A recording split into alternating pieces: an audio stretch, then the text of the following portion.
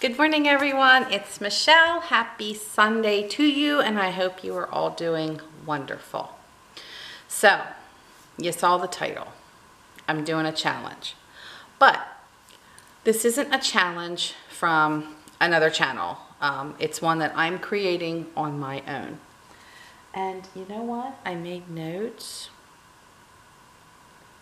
and I left them lay. Let me grab my notes. Hold on. Okay. Got my notes. So let's start with the reasons why I decided that I'm going to do what I'm going to do. So I'm not working again, and if you've been following me for the little over 3 years that I've been doing YouTube, when I first started YouTube, I was not working. I didn't go back to work again until July of 2017, and then I just left my job January of 2019 when we moved back to Pennsylvania. So I have the time to focus on certain things now. So I had to think back a little bit, and you've seen this on other videos that I've done, where I've caught myself thinking back to how healthy I used to be at one point, which was roughly the beginning of the summer of 2017. I was doing fabulous, but I had done a complete lifestyle change back then. In the past year and a half, it's been a little difficult for a variety of reasons. Again, if you go back on old videos, you'll see all the reasons why. And I don't want to take time to go into that now, but I've fallen back into some very old habits. So I thought to myself, okay, you have the time now, Michelle, let's just focus on you again, making me well again. So I started back in with I just watched a documentary the other night, and I had watched several documentaries 2 years ago on how horrible our food system is here in the United States. Everything that the government tells us is okay to eat, which in reality it's really not. The conditions of the farms where a lot of people buy their food from, like if you're buying in a grocery store, you're getting food that's coming from factory farms, and if you really want a wake-up call, watch a documentary on these factory farms where people go in undercover and film. It's just horrible. Horrible is not even a strong enough word.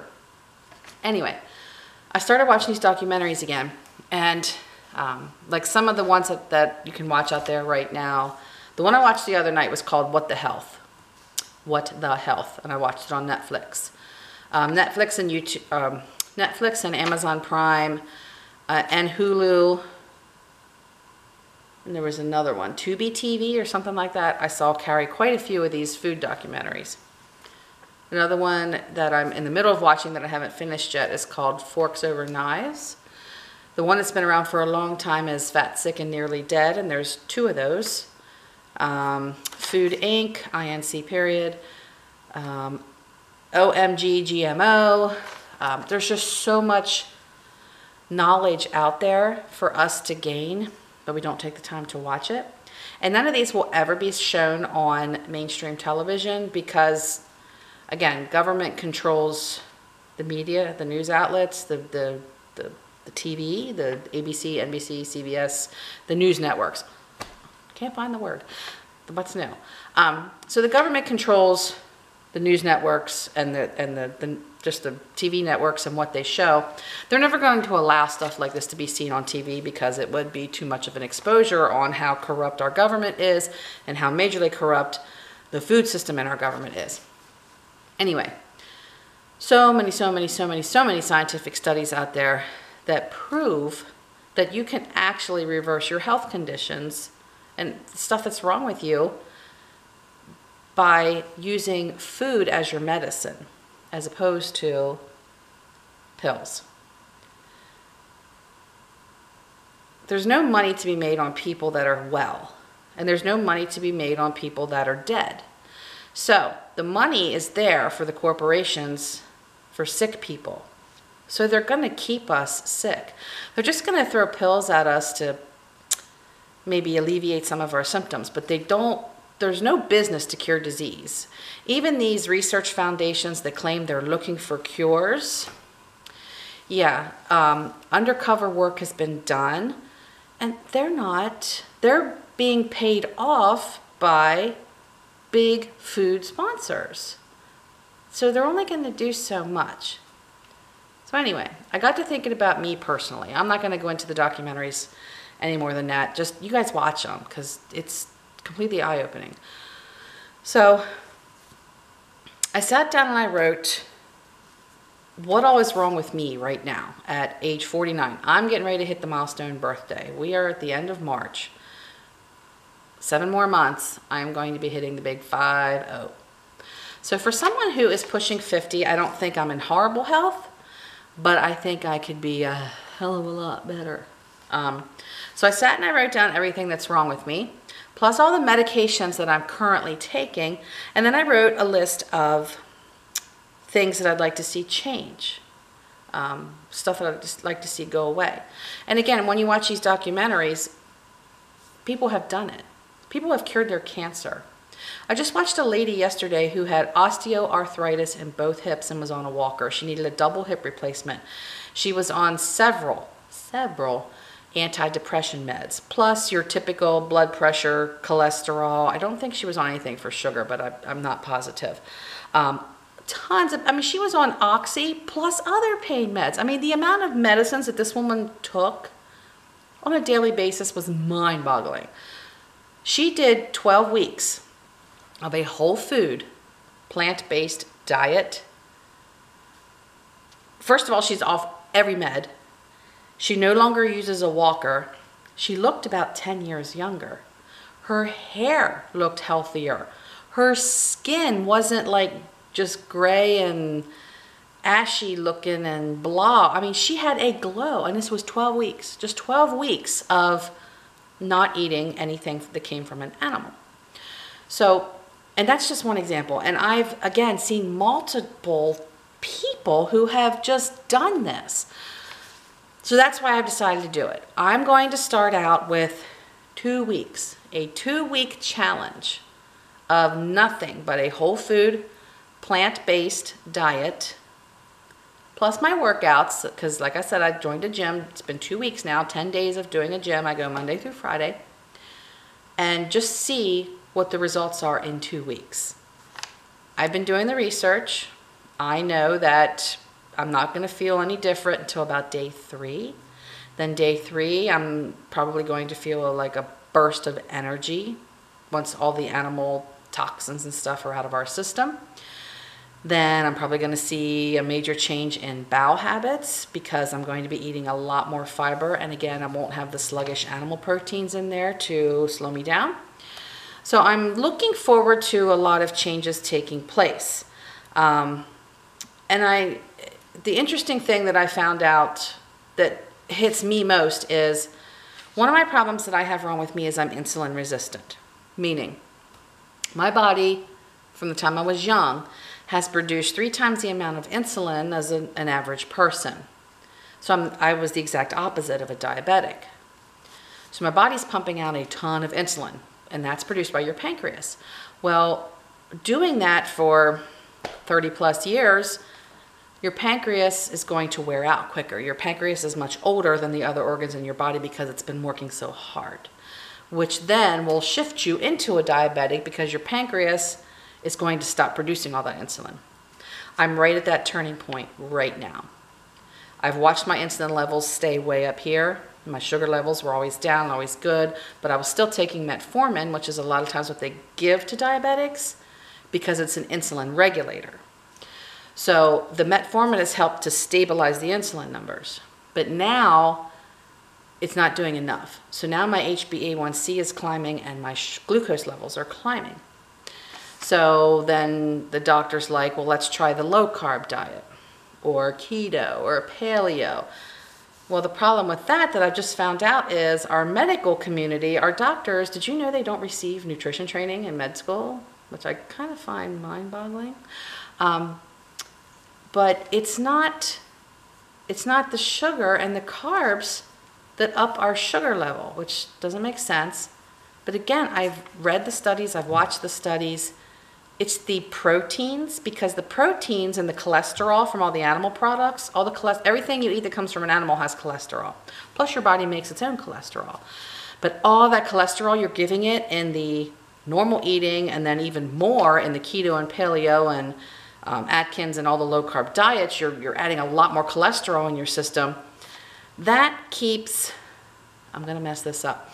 That keeps the glycol from being used by the body, and it just hangs up on all that cholesterol.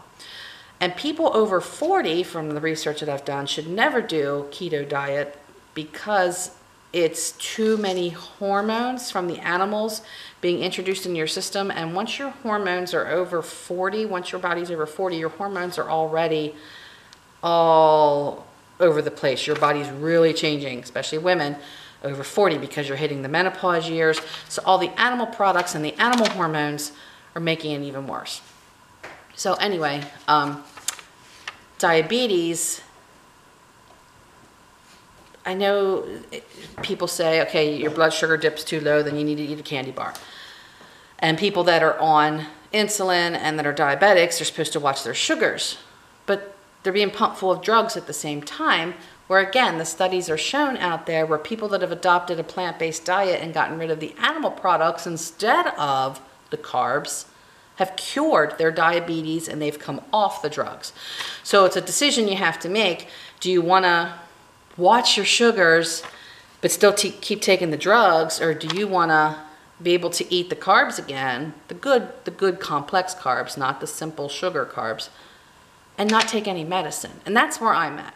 So I'm insulin resistant, and along those lines came metabolic syndrome and PCOS, meaning polycystic ovarian syndrome, diagnosed 20 years ago with that. So I had a hysterectomy when I was 35, except for the ovaries. The ovaries came back out in 2016 after they were already cancerous at that point. So I got through all that. Do I still say I have PCOS if I have no ovaries? I don't know. Doesn't make sense to me. But I still have the insulin issues. I have 2 nodules in my lung, my right lung now. Used to only have 1. I now have a second one. I have a bunion. I'm hitting that age. I'm forming bunions. Those little suckers are painful. I got a bunion. I have fatty liver disease. I also have severe arthritis in the left knee. The arthritis has attacked the inside of the left knee, plus the whole way around the back of the knee, and I now have 3 bone spurs in there. My knee is in constant pain, just constant. It never lets up. Pain level's probably only at a 2 most of the time until I get to the end of the night. By the end of the night, I've got water filled up around the knee. My left knee is always bigger than my right because of water filling around that area. My workouts kill me. My knee hurts during workouts. So that's everything I have wrong with me. Plus, I have high blood pressure. I'm on 3 blood pressure medications, and even that keeps it under control, but not where it should be. I'm on the metformin for my insulin, and I have high cholesterol, so I'm now on a cholesterol medicine. So, what do I want to accomplish? What do I want to see happen? In 2 weeks, the 2-week challenge, I'm designing it to, I want to see if it's significant. If it's a significant change that I'm going to notice. According to documentaries that I've watched, yes, in 2 weeks I will see a major difference. Once I get to that end of the 2 weeks, then I have a decision to make. Do I want to keep on because I like how I feel? Or do I want to tweak it a little bit here and there? But for the first 2 weeks, I'm going all in. It's all or nothing. I'm going to 110% in just to test this theory. And I know some of you are thinking, there's no way you should give up whole food groups and all this kind of stuff. You know what? To each his own. But I've tried everything else. I just keep getting put on more drugs. So why not give this a try? I don't want to call it a diet, even though WFPB usually is followed by the word diet, meaning a whole food plant-based diet. When you look at the word diet by itself, it usually means something temporary that you're changing. This is a total lifestyle change. I'm also working out with it. I'm not going to not work out. So what do I want to accomplish? What do I want to see changed in me physically? I work out. But recovering from those workouts is lengthy. When it's leg day and glute day when the trainer works my butt, I'm hurting for 2 days. My butt hurts for 2 days. So and that's just one example. When it's arm day, my shoulders hurt for 2 days. So I want to recover from my workouts quicker. I don't want to be in pain for 2 days and then tear them down again because I'm working them out again. I want to be able to recover within 24 hours from a workout. I want more energy. I feel like I'm a bit sluggish. I have a lot more energy than some people, but I feel like I want more. I want that feeling that I had when I was 25. And now you're probably thinking, okay, now you're a total wingnut because you're 50, you're never going to feel like you're 25. I say bullshit. Because, again, I've watched other people who live this lifestyle, who are my age or older than me. And they will tell you they have the body that they had when they were 20. They're not suffering for anything. They're running marathons and they're older than me. They have no health issues. People do it all the time. So I'm going to cry bullshit that you can't feel at 50 like you felt when you were 20. I wonder if it'll perk up my boobs. Okay, that's another whole subject. Anyway, I obviously need to lose weight, so I'm hoping to drop some weight. I want to be off the meds. No chemicals, nothing. I literally only want to put in my mouth what is a whole plant-based food. Stuff that we were intended to eat. No meds, no chemicals. And I want improved cognitive function. And this is another one that you'll see in these studies where people are very quick to be diagnosed with dementia and Alzheimer's because it's an easy diagnosis. It's a quick diagnosis.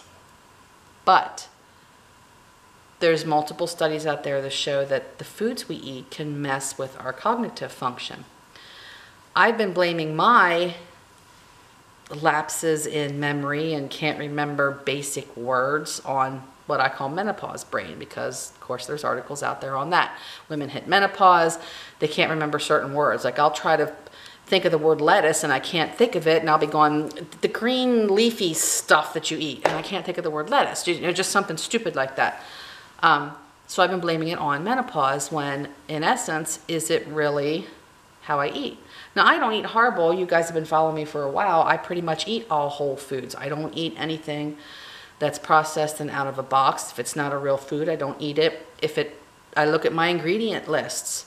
If the labels have a chemical in them, I don't eat them. So I'm eating real food. I'm eating better than most of America. But obviously it's not enough because I'm still medicated and still have blood work that comes back not in a good healthy range, and I'm still in pain. So that's my challenge, and after all that rambling, that's what I'm going to do the next 2 weeks. So this is currently Sunday, March 24th. I'm getting ready to head to the grocery store right now. Am I going to buy everything I need for a whole week? No, because it's a lot of fresh produce. And obviously I don't want that sitting around for another whole week. The fortunate thing is I go to Gold's Gym and it's right next door to the grocery store. So I can go every day after the gym and pick up more produce if I need to. But I do have some basic staples that I want to get, and everyone else in the house is not doing this. This is all on me. I'm the only one doing this. Now, my mom's interested in cutting back on, she's interested in maybe trying a 2-week challenge of no meat but not giving up her dairy. So again, everything's helpful. You know my husband, he ain't giving up his meat. And he had a grandfather that lived to be 101, and he ate meat and lard up until right when he died. So everybody has their own philosophies, but my husband is also extremely active, and his body can tolerate it. I guess mine just can't. So, and obviously my grandma at 90 pounds, well, she's up to 98 now, she needs to gain some weight because she has osteoporosis and there is not one bit of fat or even meat on her body to protect her little bones. So again, I'm the only one in the house trying this. So I still have to go to the grocery store and get what everyone else here is going to eat for the week. I'm not going to be a Nimrod and say, oh, y'all are eating like me. But this is my personal challenge to me. If y'all want to do it with me, by all means, go ahead. So I'm going to film every single day for the next 2 weeks. So this will start tomorrow, Monday, March 25th. So it'll end on, what, the 7th? Yeah, it'll end on the 7th, Sunday, April 7th. Yeah, Monday through Sunday. Yeah, it'll end on Sunday, April 7th. What's making it even more difficult is Mike and I are heading to Ocean City, Maryland next weekend. And normally when we go to the beach, especially when it's off season, it is all about drinking and eating, and it's going to be tough. So I picked a time to do it that's going to be even more difficult, which maybe is a good thing. So I even said to him, like, wow, I said, we're used to going out for these nice big breakfasts, and I'm having bacon and omelets and Bloody Marys and crab meat at breakfast, and what am I gonna do? So, yeah, it'll be interesting. I'm like, I guess I'm eating a protein bar or eating oatmeal at a restaurant. I don't know. So I've been doing my research. I've been looking at different YouTube videos for people that do eat a plant-based diet, writing down the grocery list of what I should buy, and trying to come up with ideas. But I am going to film every day and then post it so that you can see what I'm eating. But then I'm also going to let you know how I'm feeling each day. I will weigh myself first thing tomorrow morning when I get out of bed, naked. After you pee the first time, they say that's your true weight. First thing in the morning, you get out of bed, you pee, and you're naked, and you get on the scale. That's your true weight. So I'm going to do that first thing tomorrow morning. And then we'll see at the end of the 14 days, you know, have I lost weight? How do I feel? Obviously, I'm not going to be able to get blood work done the next 14 days. I just had it done last week and see what my numbers were, and that was part of this wake-up call, because even on the meds, my blood work is not good. So that's it. So let's go to the store and get some good food, but not a lot, just enough to get me through a few days. Okay, I am back from the store, so I'll show you what I got. Let me turn on the light and see if that helps. It's a little dark in here. A little. Okay, so I picked up a pineapple, a bag of mini sweet peppers, some teriyaki chicken, 2 containers of strawberries, mushrooms, 4 broccoli crowns, 2 bags of Yukon Gold potatoes, bananas, gourmet medley tomatoes, 4 grapefruit, barley, the Royal Blend whole grain rice, which is the Texmati brown and red rice with barley and rye, protein pasta, and then I bought myself some brown rice pasta, 2 containers of blackberries, 4 cans of green and yellow beans, an unsweetened applesauce, some seasoned Cuban-style black beans, some organic crunchy peanut butter, bread and butter pickles, sweet chili sauce, 4 cans of Italian green beans, a can of 3-bean salad, baked beans, 2.5 gallons of vanilla almond milk, 2 containers of coffee cream, and my mom drinks 2% cow's milk. So that's it. So I'm going to end this video here and get this uploaded tonight. Again, it's Sunday. We are going to start this 14-day vegan challenge first thing tomorrow morning. So look for a video every day for the next 14 days from me. Thanks for watching, and I look forward to catching up with you soon. Have a great day. Bye.